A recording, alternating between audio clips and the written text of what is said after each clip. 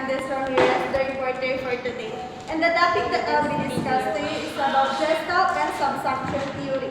So we will tackle about Gestalt theory first.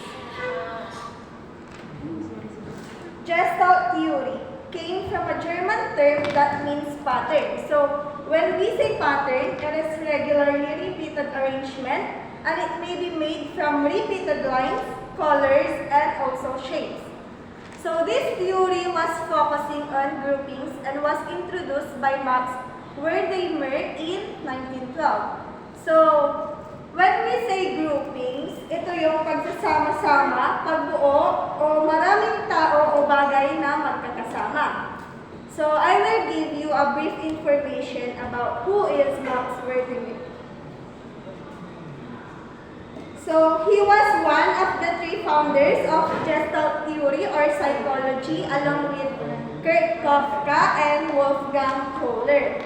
So he was born April 15, 1880 in Prague, Czechia and died October 12, 1943 at New Rochelle, New York, United States. So there are four laws or principles under Gestalt theory. So when we say laws or principles, it describes how we interpret and process complex stimuli around us. And it also states that our minds have a tendency to group or organize elements and do so in predictable ways. So the first one, similarity. Elements that have the same or nearly similar features are grouped together. So, in similarity, it states that when things appear to be similar to each other, we group them together. And also, we will tend to think that they have the same function. So, looking at the image, there are circles and squares. So, we will tend to group them or separate them into groups. It is based on their shapes or by their colors. So, it is based on their shapes or colors. Circle to circle and square to square. Or yellow to yellow and green to green. So, the second one, proximity. Elements that are near to each other are grouped together. So, looking at the image, the circles on the left appear to be part of one grouping, while those on the right appear to be part of another. Because the objects are close to each other, so we group them together. Parang sa similar. So, the next one, continuity. Elements that define smooth lines or even curves are also grouped together. So this principle states that we are more likely to see smooth lines than the broken ones. So it is because once our eyes begins to follow something daw, susundan na natin ito hanggang maka-encounter tayo ng another item or object. The last but not the least, closure. Elements that fill up missing parts to complete an entity are grouped together. So, this states that if we saw an image that has missing parts, our brain will fill in the blanks and make a complete images so we can still recognize the pattern. Like for example, this circle was drawn with missing parts or broken lines. So, it will perceive by our brain daw na it is a circle. Kahit na may kulang siya.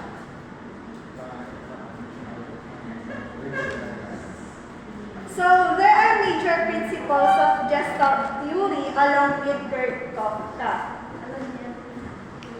The learners should be encouraged to discover the underlying nature of a topic or a problem.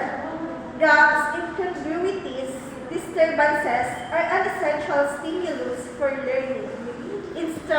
Instruction should be based upon the laws of organization, similarity, proximity, continuity, and closure.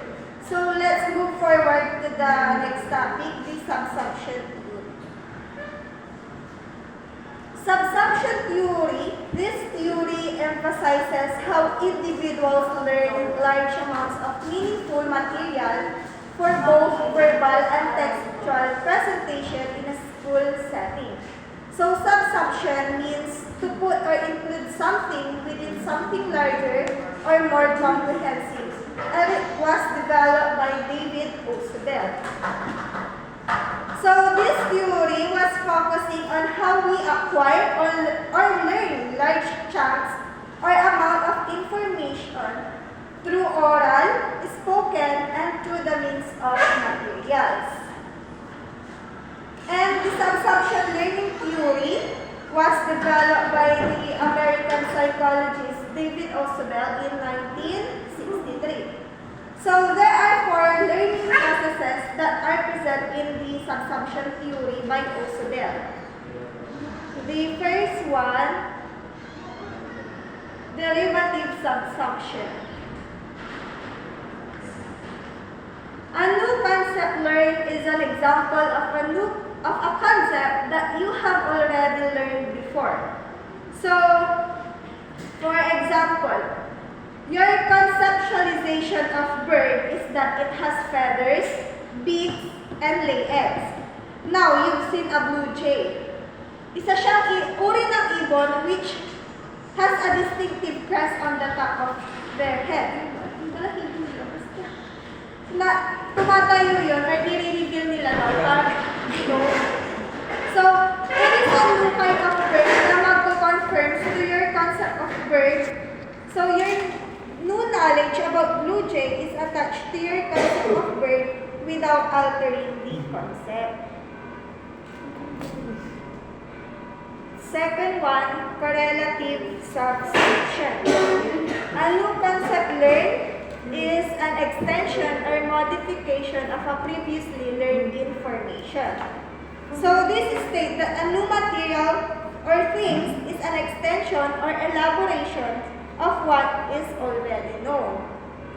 For example, naka-encounter ka ng new kind of tree na may purple leaves daw rather than green.